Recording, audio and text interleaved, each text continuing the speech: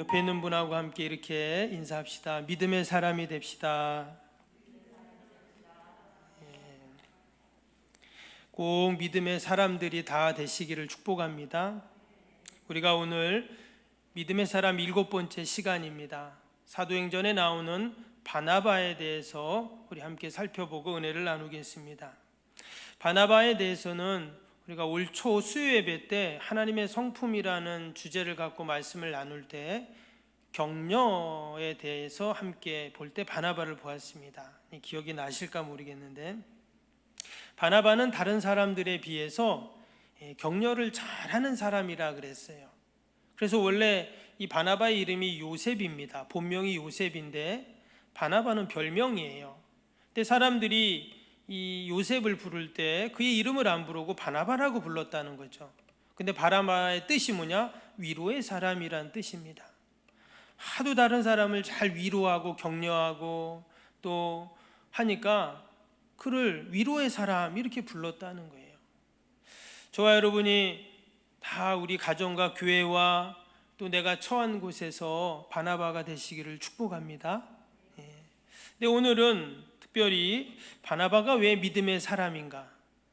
과연 그의 믿음은 어떠한 믿음이었고 우리가 무엇을 본받아야 되는가 함께 살펴보겠습니다. 여러분, 지금 러시아하고 우크라이나라고 계속 전쟁을 하고 있죠. 벌써 300일 가까이 됐다고 합니다. 이제 1년 가까이 돼가는 거죠.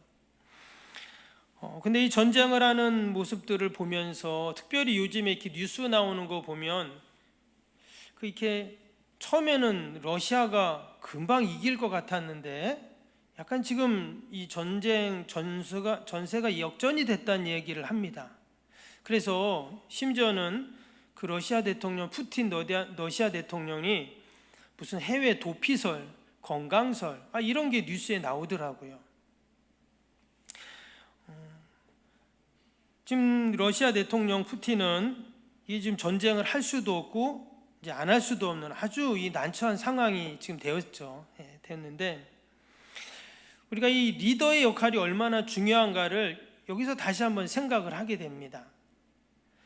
이 뉴스에 나오는 이 푸틴 러시아 대통령의 모습은요, 늘 어디서 나오냐면 이게 그 모스크바의 크렘궁린 궁이라는 큰 궁에서 막 사람들에게 지시를 하고 이 권위적인 그런 모습으로 나오거든요. 근데 반면에 이 우크라이나 젤렌스키 대통령은 어떻게 나오는가? 이 티셔츠를 입고 전쟁의 한복판에서 이 국민들하고 함께 이렇게 있는 그런 모습들이 계속 비춰지잖아요. 무슨 말이냐면 똑같은 리더십 같지만 다 대통령이지만 다른 리더십을 갖고 있다는 거예요. 이 우크라이나 대통령은 이 서번트 리더십이라고 하는 섬김의 리더십을 보여주고 있다는 거예요. 이전까지는 20세기 전까지는요 그런 권위적인 강력한 지도자들이 인기가 많았습니다. 그런데 지금의 시대는 어떠냐? 그렇지 않다는 거죠. 바로 이 서번트 리더십이라고 하는 섬김의 리더십을 이제 사람들이 원한다는 거예요. 이것은 단순히 정치나 경제뿐만이 아닙니다. 모든 조직, 모임, 공동체 다 서번트 리더십을 강조하고 있습니다. 그러니까 더 이상 군림하고 지시하고 권위적으로 일방통행하는 리더십으로는 살아남을 수 없다라는 것입니다. 근데 세상에서는 이제서야 그 섬김의 서번트 리더십을 이야기하지만 여러분, 이미 2000년 전에 예수님이 그 리더십을 말씀하셨죠. 우리가 잘 아는 그 마태복음 20장 28절에 보면 인자가 온 것은 섬김을 받으려 함이 아니라 도리어 섬기려 하고 자기 목숨을 많은 사람의 대속물로 주려 함이라 했습니다. 그러니까 예수님께서 이미 섬김에 대한 말씀, 그 리더십을 말씀해 주셨다는 것이죠. 그런데 이 주님의 말씀을 잘 실천하고 그렇게 살았던 사람이 오늘 본문에 나오는 바로 이 바나바라는 사람입니다. 이 바나바는요 사도행전 4장에서부터 나옵니다. 그 바나바라는 이름이 나오는데 무려 사도행전 15장까지 이 바나바의 이름이 계속 언급이 돼요. 그러니까 상당히 많은 양이 이 바나바가 나오게 됩니다. 우리는 이제 사도 바울이 하도 유명하니까 상대적으로 이 바나바에 대해서는 묻혀버리겠죠. 그런데 원래 초대교회 때는 이 바나바가 훨씬 더 유명한 사람입니다. 중요한 지도자였다는 거예요. 그것을 알 수 있는 것이 그 사도행전 11장 30절에 보면 이를 실행하여 바나바와 사울이 손으로 장로들을 보내니라 그랬어요. 여기에 보면 이 사울이 지금 바울을 말하는데 이 바나바와 바울을 이야기할 때 누구를 먼저 말했냐? 바나바라는 이름이 먼저 나와요. 12장에도 보면 바나바와 사울이 그랬죠. 13장에도 보면 밑에 쭉 보세요. 바나바와 사울을 따로 세우니라. 그래서 계속 바나바가 먼저 이름이 언급이 됩니다. 여러분, 바울이 더 유명하고 중요한 사람이면 어때요? 바울을 먼저 쓰겠죠. 근데 13장, 14장까지는 바나바가 먼저 나옵니다. 그리고 이제 15장부터 바울이 먼저 나와요. 원래 이 바나바는 이 바울의 스승입니다. 그럼에도 불구하고 그는 바울을 앞으로 딱 세우고 그는 무대 뒤편으로 조용히 그는 내려가게 되죠. 마치 세례 요한이 딱 생각이 납니다.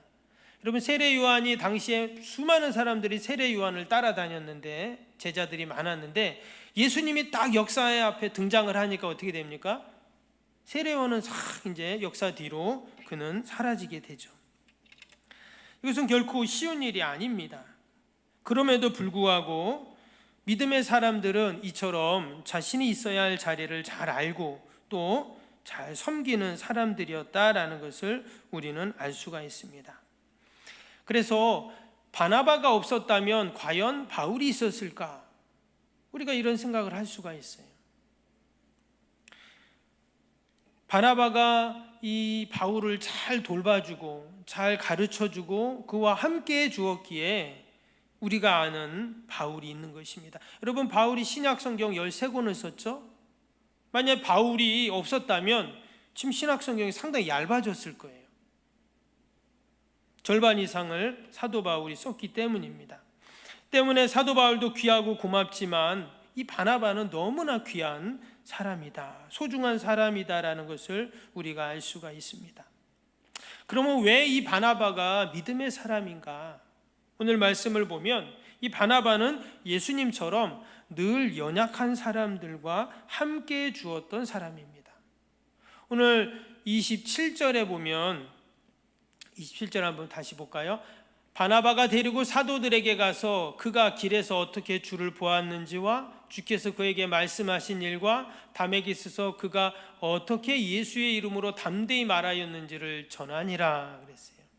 여기서 말하는 그가 바울을 말합니다. 그러니까 이 바나바가 바울을 데리고 다니면서, 여기서 사도들은 예수님의 제자들이었죠. 그 데리고 가서 바울이 어떻게 예수님을 만나고 이렇게 회심하게 됐는가를 지금 얘기하고 있다는 것입니다.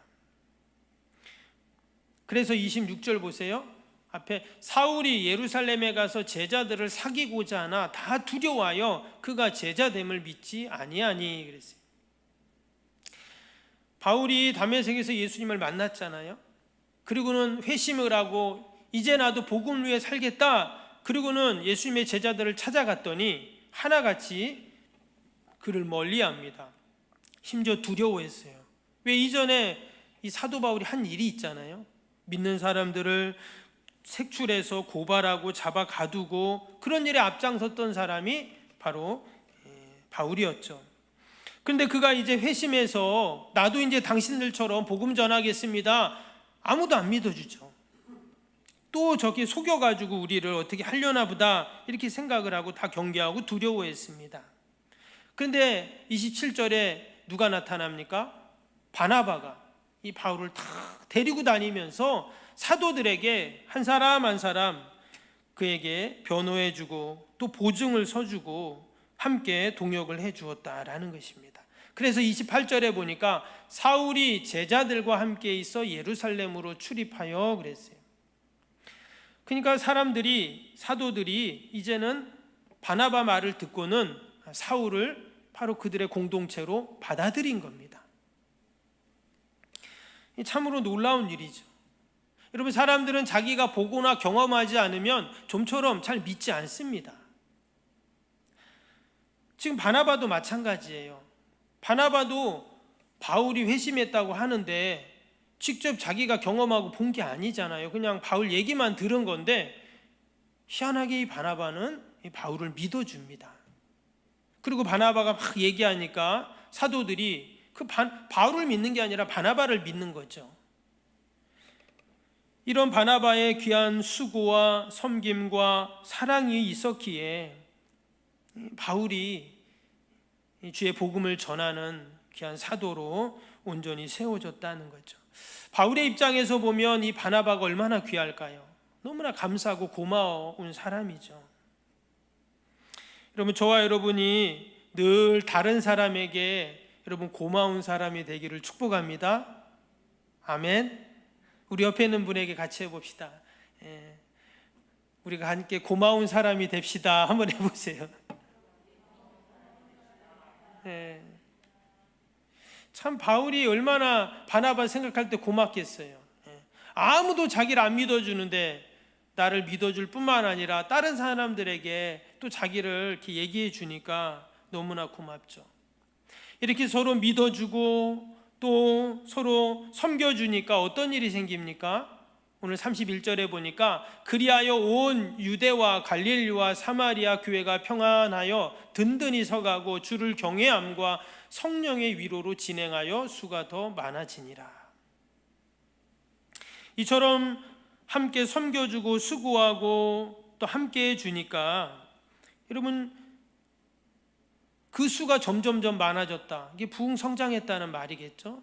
또 교회는 든든히 평안히 서갔다고 그렇게 이야기를 하고 있습니다.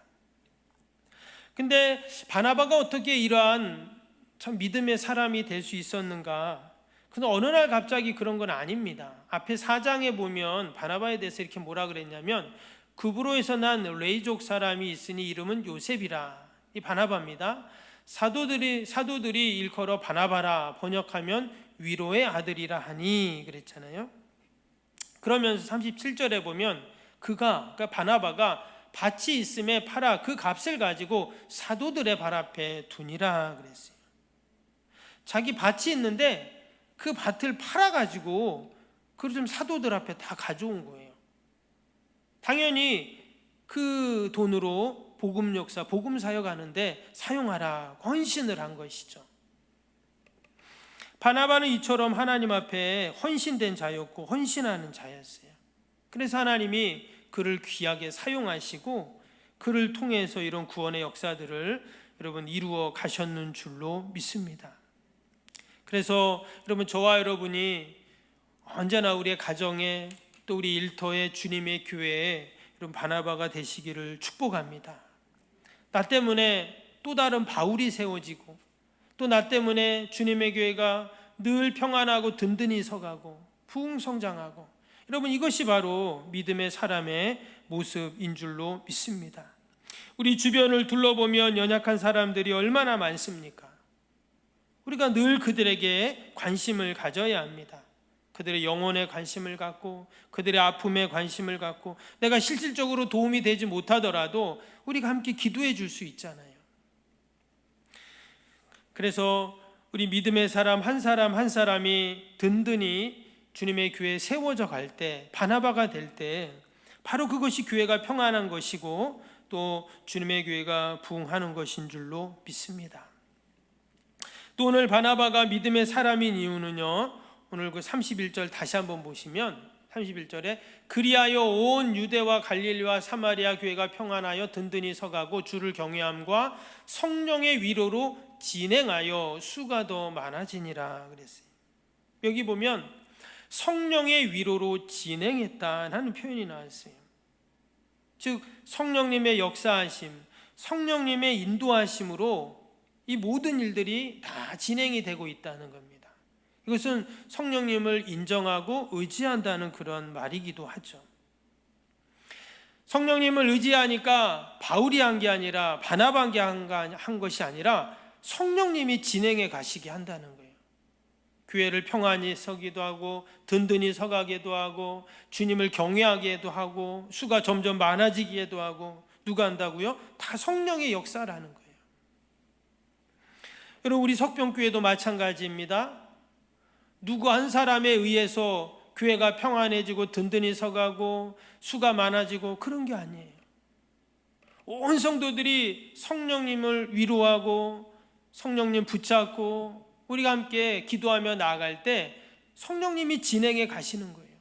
건축도 하게 하시고 교회도 든든히 서가게 하시고. 아멘. 목사님이 어떻게 하시겠지? 그렇지 않습니다. 장로님이 어떻게 하시겠지? 아니죠. 성령님이 진행해 가십니다. 지금 이 초대교회가 어떻게 이렇게 놀라운 부흥과 성장과 또 평안함과 또 이런 바나바 같은 또 바울 같은 이런 귀한 믿음의 사람들이 세워질 수 있었는가? 그들이 하나같이 성령님을 의지했기 때문입니다. 사도행전 11장 24절에도 보니까 바나바는 착한 사람이요 성령과 믿음이 충만한 사람이라 그랬죠. 그 성령이 충만하다는 건 성령님 의지한다는 그런 말입니다. 그래가지고 이 바나바가 13장 2절에 보면 주를 섬겨 금식할 때 성령이 이르시되 내가 불러 시키는 일을 위하여 바나바와 사울을 따로 세우라 하시니 그랬어요. 예루살렘 교회가 이 성령님을 의지하는, 그리고 성령님께서 말씀하시는 대로 이 바울과 바나바를 탁 세워가지고 우리가 아는 것처럼 안디옥 교회로 파송을 합니다. 그리고 안디옥 교로 갔던 그들이 어떻게 해요? 두 사람이 성령의 보내심을 받아 그랬잖아요. 성령님이 그들을 보낸 거예요. 그리고는 어떻게 합니까? 그들이 1차 전도 여행을 시작하게 되죠. 여기 보면 사람을 택하여 우리 주 예수 그리스도의 이름을 위하여 생명을 아끼지 아니하는 자인 우리가 사랑하는 바나바와 바울을 함께 너희에게로 보내기로 만장일치로 결정하였노라 그랬어요. 지금 성령님이 그들을 보냈잖아요. 바나바와 바울을. 그래서 만장일치로 결정이 됐다 그랬어요. 여러분, 우리가 성령님을 의지하면 만장일치로 결정이 되는 거예요. 왜? 성령님이 다 이끌어 가시니까. 사람의 생각, 사람의 마음, 사람의 경험, 사람의 지식으로 하면 분리가 되고 의견이 안 맞지만 성령님이 인도해 가시니까 다 진행해 가는 거예요. 여러분, 바나바와 바울이 초대교회, 특별히 예루살렘 교회 얼마나 중요한 사람입니까? 그런데도 성령님이 보내시니까 어떻게 해요? 그들을 보내는 거예요. 그리고 또 그들을 전도 여행으로 그렇게 보내게 되죠. 여러분, 우리가 늘 성령님을 의지할 수 있기를 축복합니다. 끝까지 우리는 성령님 의지하는 거예요. 성령님이 어떻게 하면 됩니까? 어떻게 하면 우리 자녀들을 키워야 됩니까? 어떻게 하나님 내가 성령님 장사해야 됩니까? 어떻게 나의 남은 삶을 내가 살아야 합니까? 내가 어떻게 봉사해야 됩니까? 성령님. 교회 일, 교회 사명, 직분 어떻게 성령님 감당해야 됩니까? 우리가 늘 성령님 의지하는 겁니다. 그러면 성령님께서 우리를 선하게 인도해 가실 줄로 믿습니다. 믿음의 사람은 성령의 인도하심을 따라가는 자, 바로 그 사람이 믿음의 사람이죠. 마지막으로 바나바가 믿음의 사람이라는 증거는 그는 영혼을 사랑하는 마음을 갖고 있었습니다. 사도행전 15장에 보면 거의 이런 내용이 나옵니다. 37절 38절에 바나바는 마가라는 요한도 데리고 가고자 하나 바울은 밤빌리아에서 자기들을 떠나 함께 일하러 가지 아니한 자를 데리고 가는 것이 옳지 않다 하여 그랬어요. 이게 무슨 말이냐면 1차 전도여행을 마치고 나서 이제 또 2차 전도여행 가잖아요. 그때 지금 이 바나바가 마가를 함께 데려갑시다 이런 말을 합니다. 그랬더니 바울이 뭐라 그랬냐면 마가는 밤빌리아에서 자기들을 떠나서 딴 데 가버리지 않았냐. 그러니까 1차 전도여행 때 이 마가가 함께 가다가 너무 힘들어서 중간에 그냥 집에 돌아가는 일이 있었어요. 당연히 그 일로 인해서 바울의 이 전도 사역에 큰 어려움, 지장이 생겼죠. 근데 2차 전도 여행 때 바나바가 또 마가를 데리고 가자는 거예요. 그랬더니 바울은 이것은 옳지 않다 이렇게 말을 합니다. 결국 마가를 데리고 가냐 마냐라는 이 갈등으로 이제 바나바와 바울이 서로 이제 헤어지는 이런 내용이 나오게 됩니다. 믿음의 사람들이 왜 이렇게 서로 싸우고 갈등하나 우리는 또 이렇게 생각할 수가 있어요. 그러나 이것은 육적인 싸움, 육적인 갈등이라고 우리가 생각하면 안 됩니다. 지금 교회가 시작이 되고 땅끝까지 복음을 전하라는 주님의 사명을 감당함에 있어서 너무나 중요한 때에 여기에 인간적인 생각 또 정 이것이 들어갈 수 없다는 거예요. 그런데 또 바나바 입장에서는 그래도 우리가 한 번 더 마가에게 기회를 주자는 거죠. 그런데 이 바나바와 바울의 이 갈등이 육적인 갈등이 아닌 이유가 뭐냐면 이제 나중에 뒤에 말씀을 보면은요. 이제 바나바가 이 마가를 데리고 갑니다. 이제 바울은 2차 전도여행을 전도팀하고 가게 되죠. 근데 이후로 어떤 일이 생기냐? 이 바나바가 마가를 잘 돌봅니다. 이전에 바울의 스승으로 바울을 그렇게 섬겼던 것처럼 이 마가를 잘 섬기는 거예요. 그래서 마가도 또 다른 바울이 됩니다. 그리고 우리가 복음서 마가복음을 이 마가 요한이라는 사람이 쓴 거예요. 너무나 귀하죠. 뿐만 아니라 바나바가 이 마가를 베드로에게 그렇게 연결시켜 줍니다. 그래서 베드로전서 5장 13절에 보면 베드로가 하는 말이에요. 택하심을 함께 받은 바벨론에 있는 교회가 너희에게 문안하고 내 아들 마가도 그리하느니라 그랬어요. 지금 베드로는 이 마가를 누구라고 말했냐면 나 영적인 아들이다 이렇게 말을 했어요. 근데 어떻게 베드로의 영적인 아들이 될 수 있었을까? 바로 이 바나바가 이 마가를 잘 돌보고 또 훈련시켰다라는 것을 우리는 알 수가 있습니다. 여기서 끝나지 아니하고 디모데후서는 바울의 마지막 편지잖아요. 여기에 마가가 나와요. 뭐라고 나냐? 누가만 나와 함께 있느니라 내가 올 때 마가를 데리고 오라. 그러니까 지금 바울이 이제 순교하기 전이잖아요. 그때 디모데에게 편지를 보냅니다. 뭐라고 보냈냐? 네 올 때 마가를 좀 데리고 와라. 그가 나의 일에 유익하다. 이런 표현을 했어요. 무슨 말이냐면 그 마가가 이전에 전도여행 때 그냥 이탈해가지고 문제를 일으켰던 사람으로 그냥 끝난 게 아니라 유익한 사람이 됐다는 거예요. 어떻게 그렇습니까? 바로 바나바가 그 마가를 그렇게 잘 훈련시키고 돌봐 주었기 때문인 거죠.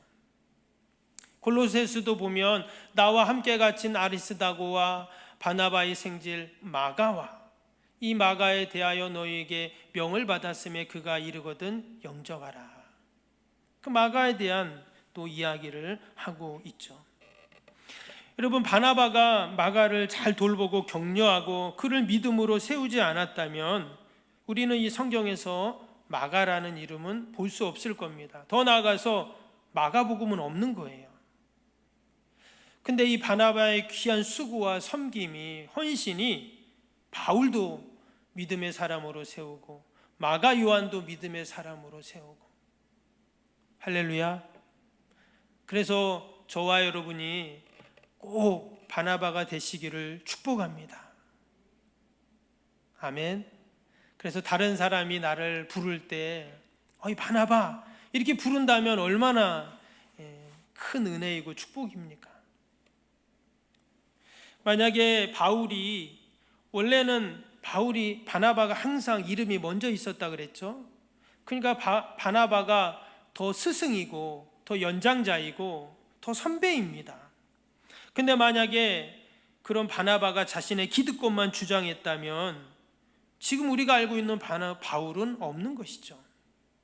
바쁘다는 핑계로 나와 다르다는 이유로 이전에 그가 예수 믿는 사람들을 핍박했다는 그 선입견만 갖고 바울을 대했다면 우리가 아는 바울은 없을 것입니다.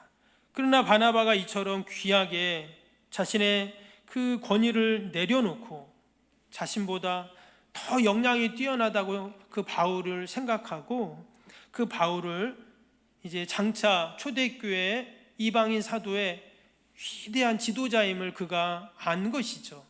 그래서 바울을 그렇게 세워주고 자신은 무대 뒤로 내려온 것입니다.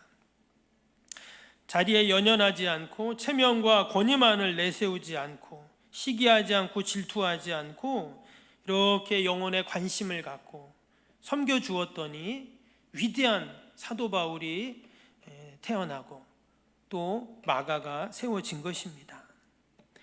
여러분, 저와 여러분이 우리의 가정과 교회와 또 내가 속한 곳에 다 바나바가 되시기를 축복합니다.